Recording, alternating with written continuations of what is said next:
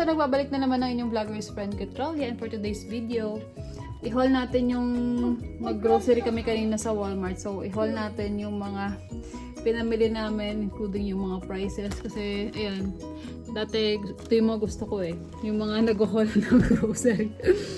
Tsaka yung mga prices dito. So ayan, start na natin kasi medyo marami-rami. So start natin dito sa bigas. Jasmine rice talaga yung favorite namin kasi ewan ko, ayaw namin dun sa basmati rice na nabili namin last time sa Costco. Then ito, gusto namin yung lasa ng Great Value na jasmine rice. Yung mga meats, ganyan. Start natin dito. Bumili kami nitong Kentucky Legend Brown Sugar, Smoked Ham. Syempre, para sa mga ulam-ulam namin during breakfast. Ito rin, popcorn, chicken, Tyson. Parang first time namin makabili ng ganito. Try namin kung masarap ba. Then, meron din kaming lasagna. Si Daddy ang pumili niyan. Try namin kung masarap ba yan. Ano ba to? Mina-microwave lang ba to? Mina-microwave lang yata yan. So, ayan. Then, meron kami ditong stew meat. Beef pala to. Akala ko pork. So, beef. Tapos, bumili kami ng 2 pack ng shrimp. Ayan. Hindi katulad dun sa Costco. Sa Costco, nakapack siya ng parang plastic. Ito, nasa box. Equa Gold. Raw shrimp. Ayan. 2 packs. 2 box. Then, meron din kaming biniling beef chuck riblets. $10 pala to. Mga ribs. Para saan ba to, Daddy? Ito para sa nilaga. Nilaga daw. Tapos, ito Angus beef strip steak. Yan. Mga beef namin. Then, meron din kaming biniling salmon, skinless. Tsaka, ito, Tyson na crispy wings kasi may natira pa kaming mga ibang wings doon. So, ito, bumili. Konti lang to, maliit lang. Meron din kaming carne pecada. Giniling lang naman to. Dami naman sinasabi dito. So, giniling na beef. Meron din kaming yan, pork chop, favorite ng mga bata kasi nakabili kami last time sa Rally sa Oriental ng yung color red ang tawag doon, crispy fry. So ito, masarap to sa crispy fry. Tapos ito, bumili rin kami ng eggs. Malakas kami sa eggs kasi minsan ulam tsaka sa breakfast laging may ulam tsaka sa baon yan, lagi kaming may eggs. Then, bumili ulit kami ng Krispy Kreme. Mabilis lang mag-expire mga Krispy Kreme dito Expiration nito is November 10. So, November 8 ngayon. 2 days na lang. Merienda na lang namin to tomorrow. Then, ito ang favorite na tinapay nila, Ate Baleng tsaka ni Lupi. Yung King's Hawaiian. Ayan, medyo malaki na to. Kailan ba expiration nito? Naku, 11/11. Kailangan namin maubos yan. Then, ito, bumili ako ng chow mein. Try ko lang kasi alam ko mura lang to Parang nasa $1 lang yata to. So, ito, isa lang naman. Tapos, si Daddy bumili nitong slice, mushroom, mga pang luto-luto niya. Then, sa mga dilata namin, ito, bumili ako ng cream of mushroom kasi minsan gusto ko lang may soup. Then, itong carnation iba para sa pag sinipag na naman ako mag-sopas. Ayan. Ito, itatry ko rin to. Baked beans. Ano nga ba yung beans sa Philippines? Pork and beans. Wala akong makitang pork and beans. So, ito, itry ko tong Bush original na baked beans. Tapos, syempre, spam. 3 spam ang binili ko ngayon. Kasi, kapag wala akong maisip na iulam sa breakfast, yan. mabilis lang eh. Ano lang, hiwain lang. Then, bumili rin kami ng cook ham naman na Bristol brand. Try ko to. Alam ko na tikim na kami neto pero nakalimutan ko na yung lasa. So, ayan, Bristol brand. Tapos, meron kami biniling white clam sauce para siguro to sa ano, sa mga pasta-pasta na gagawin ni Daddy. Then, gulay namin, isang repolyo lang. Bumili rin ako ng strawberry kasi favorite ko ang strawberry. Masarap din pala mag-strawberry. So, yan. Isang strawberry. Maliit lang kasi kapag malaking pack, hindi naman namin nauubos. Nasisira lang siya. Then, si Daddy kumuha siya ng bacon bits para nga sa aming pasta. Try daw yung gumawa ng pasta. So, yan. Bumili rin ako na itong Hellmann's Real Mayonnaise. Gusto ko kasi, kanina nagluto ako ng sisig. Wala akong makuhang mayonnaise dito sa bahay. So, bumili ako na ito. Reserve lang pag gusto ko ulit magsisig. Then, meron din pala ako kinuwang Vienna sausage. Try ko to kung magugustuhan ng mga bata. Alam ko ng bata ako, favorite ko yung mga Vienna sausage eh. Pero hindi ko alam kung hindi pa yata nakakatikim ng ganito yung mga bata. Try ko kung magugustuhan nila. Then, itong Bertolli Creamy Basil Alfredo. Syempre, sa pasta na naman yan. Tapos, ito, kumuha na naman yung mga bata ng kung ano-ano. Kumuha sila ng Pocky. Alam ko, meron pa kaming natitirang Pocky sa pantry.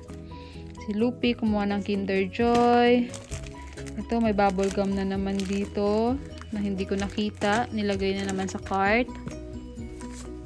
Ito, meron pa kaming iodized salt pero nakita ko to parang less than $1. So, kumuha ako ng iodized salt na great value. Tapos, meron din pala kami ditong whole tilapia. So, ang usually yung tilapia na makikita mo sa Walmart, yung ano na, wala nang balat, skinless. So, ito, nakita ko parang okay siya. Meron pa siyang balat. So, hihiwain ko na lang yan kapag gusto ko magprito ng tilapia.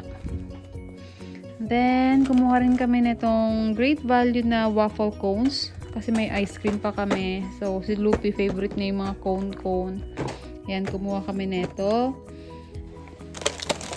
Ito, Knorr na chicken. Wala akong makitang pork doon. So, ito na lang munang Knorr na chicken yung kinuha ko.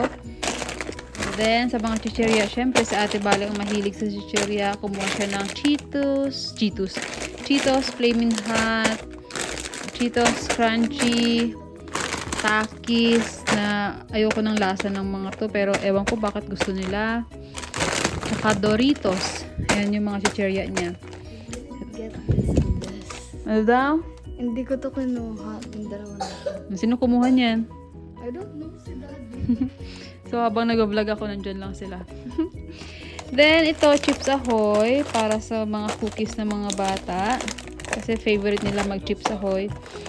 So, ayan. Dalawang original. Isa medyo malaki. Isa maliit. Tsaka isang Chips Ahoy with Reese's. Then, syempre, dahil si Daddy, magpapasta, kumuha na rin siya ng Parmesan cheese na great value. Tsaka, ano tawag dito? Oil pasta oil. Kumuha rin ako ng spoon and fork para pandagdag sa spoon and fork namin kasi once a day na lang kami dito naggamit ng dishwasher. Kaya dinadamihan ko na yung mga stock. Yung mga supply namin ng spoon and fork. Then, kumuha ako na tong Corel na bowl. Kasi yung sa amin, yung plastic na binili namin na mainstay, kapag hinuhugasan sa dishwasher, parang meron pa ring sebo-sebo. So, kapag mga ganito, feeling ko mawawala yung mga sebo-sebo. So, ayan. Isa-isa muna. Hanggang sa mapalitan ko na lahat ng mga plastic naming mga pinggan. Then, syempre, dagdag additional Corel din to. Ewan ko, gusto ko yung brand ng Corel kasi kahit ihagis mo, hindi siya nababasag.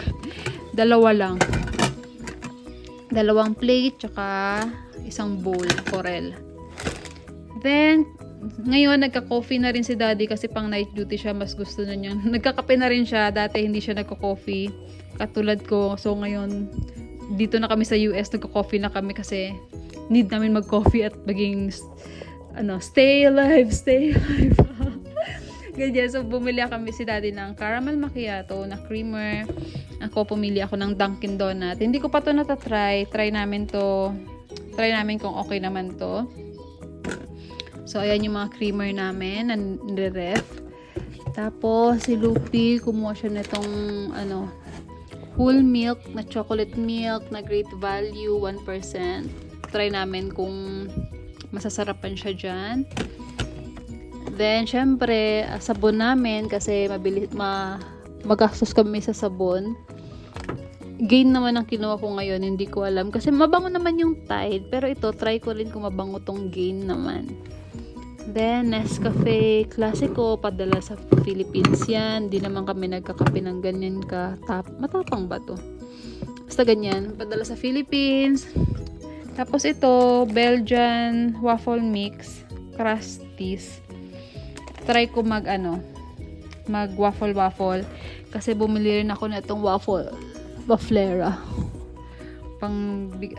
Lutuan ng waffle. Ayan, waffle maker. Parang nasa $10 lang naman yata to sa Walmart. So, ayan, bumili ako niyan para may pang breakfast yung sa breakfast ng mga bata. May iba naman. Then, itong mga barila. Yung iba dito, papadala ko sa Philippines. Papadala namin sa Philippines. Tapos yung iba, syempre, lulutuin namin. Tinignan ko naman ang mga expiration nito, 2027 pa mag-expire. So, syempre, iba dito is iipunin namin para padala. Ayan, 5 nga ba? Ayan, dalawang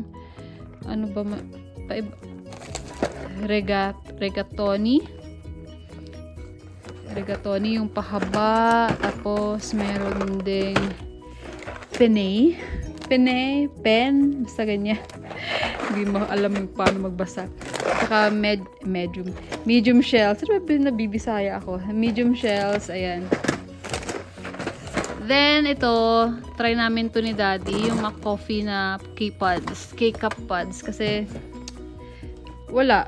Na-try na namin yung Starbucks, na-try na namin yung Dunkin, try naman namin tong McCoffee. So, 60 cups na to. Tatagal na to sa amin ng mga 2 weeks siguro pwede na yan sa amin. Or 2 to 3 weeks pwede na to sa amin. Kasi once a day lang naman kami nagko-coffee. Then, ito, ang gusto namin, try namin to ngayong gabi, itong double-sided full body massage mat. Wala lang. Dito sa US, kailangan mo talaga mag-invest sa mga self-care, ganyan. So, try namin to. Kasi wala pa kami nabibiling massage chair. So as of now, ito muna. Try muna namin tong massage mat na to. Tsaka ako, bumili naman ako na itong foot spa with heat. Kasi ang dami ko ng kalyo sa paa, guys, kakatayo. Charot. So, di ba kapag sa OR ka, whole day ka, almost nakatayo. So, kailangan namin yan. Ni Daddy, pain relief for aching muscles. Ayan. So, yan ang mga pinamili.